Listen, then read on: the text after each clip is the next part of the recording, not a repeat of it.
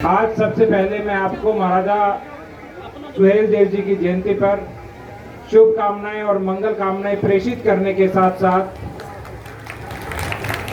ज्ञान, बुद्धि और विद्या की देवी माँ वीणा पाणी के चरणों में नमन करता हूँ, क्योंकि आज बसंत पंचमी है और ज्ञान का यदि आरंभ करना हो तो इससे श्रेष्ठ दिन कोई नहीं होता।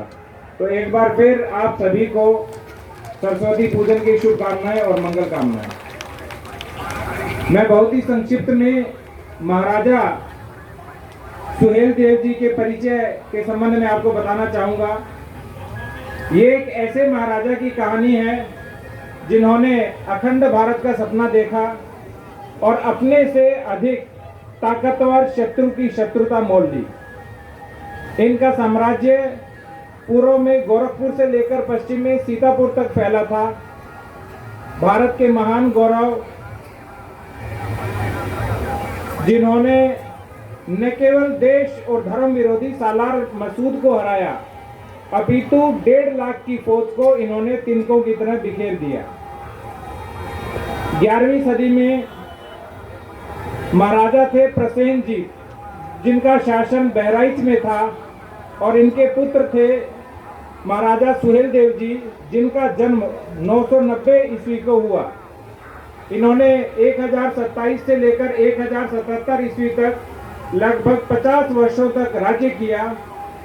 और इनके बारे में जो सबसे पहले उल्लेख मिलता है वो जो गजनवी के भतीजे थे मसूदी, उनकी जीवनी लिखी गई थी जिसका नाम था मीरात ए मसूदी।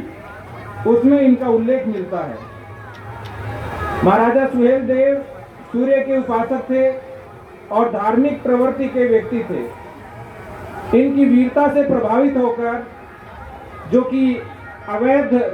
अवध गजेटियर है उसमें लिखा हुआ है कि गोंडा, लखनऊ, बाराबंकी, फैजाबाद, उन्नाव, गोला, लखीमपुर इत्यादि 21 राजाओं ने इनके संरक्षण में कार्य करने का निश्चय किया। आपको पता होगा महमूद गजनवी ऐसे शासक थे जिन्होंने एक सुन्नी इस्लामी साम्राज्य स्थापित करने का सपना अखंड भारत में देखा था, किंतु बाद में जब वो सपना पूरा नहीं हुआ तो भारत पर 17 बार आक्रमण किए और 1026 में जो काठियावाड़ की राजधानी थी सोमनाथ, उसका मंदिर लूटकर वो वापस अपने प्रदेश में चले गए जो तुर्की साम्राज्य में था, जिस वंश का नाम था गजनवी वंश। और इसीलिए उन्होंने अपनी एक उपाधि धारण की, क्योंकि उन्होंने सबको लूटा तो एक उपाधि धारण की, वो थी गाजी।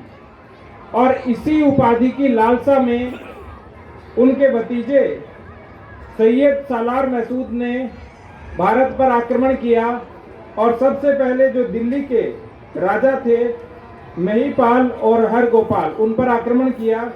उन्होंने उनसे कड़ी टक्कर ली, किंतु बाद में वो इनसे हार गए।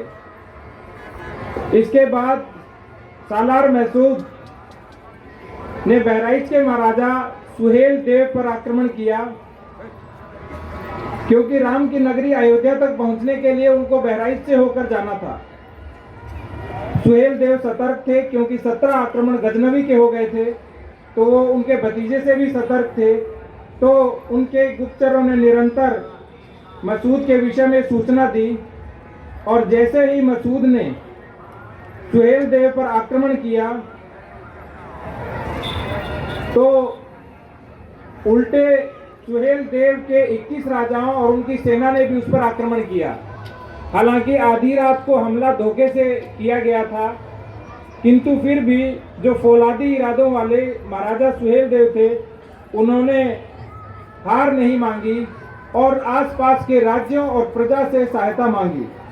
और सुहेल देव के साथी राजाओं और आम जनता ने आह्वान किया कि ये अखंड भारत की रक्षा का एक धर्म युद्ध है, इस अग्नि में सभी को आहुति देनी होगी। इसलिए हर घर से एक युवा को तैयार किया गया और सैयद सालार मसूद को 2 बार परास्त करने के बाद जब तीसरी बार फिर उन्होंने सुहेल देव पर आक्रमण करना चाहा तो चितौरा झील से लेकर हठीला और अनारकली झील जो वर्तमान में बहराइच में है, वहां पर 1.5 लाख सैनिकों पर महाराजा सुहेलदेव की सेना ने आक्रमण किया और उनके बाणों से जो महाराजा उस समय जो आक्रमणकारी थे मसूद, वो मारा गया।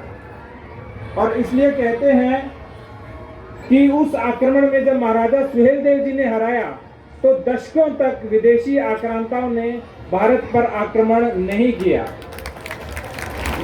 ये इतिहास का एक स्वर्णिम पन्ना था जिसे भुला दिया गया, और इसी पन्ने को पुनः जगाने के लिए, आपको आपकी स्मृति में लाने के लिए आज माननीय मुख्यमंत्री महोदय के निर्देशानुसार उनकी जयंती मनाए जाने का निर्णय लिया है। और बहराइच के बाद सबसे भव्य कार्यक्रम का आयोजन फर्रुखाबाद में किया जा रहा है। आज 11 बजे माननीय प्रधानमंत्री महोदय ने डिजिटली वहां पर संवाद किया था और माननीय मुख्यमंत्री महोदय जी ने भी वहां पे कार्यक्रम किया था।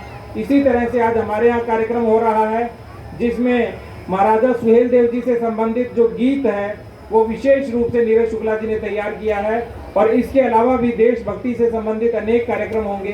तो मेरा अनुरोध है कि आप बिल्कुल शांति से, धैर्य से देखते रहें। जिस तरह से चोरी चोरा क्रांतिकारी आंदोलन से संबंधित कार्यक्रम होगा, उसी तरह का कार्यक्रम यह होगा। धन्यवाद। जय हिंद, जय भारत।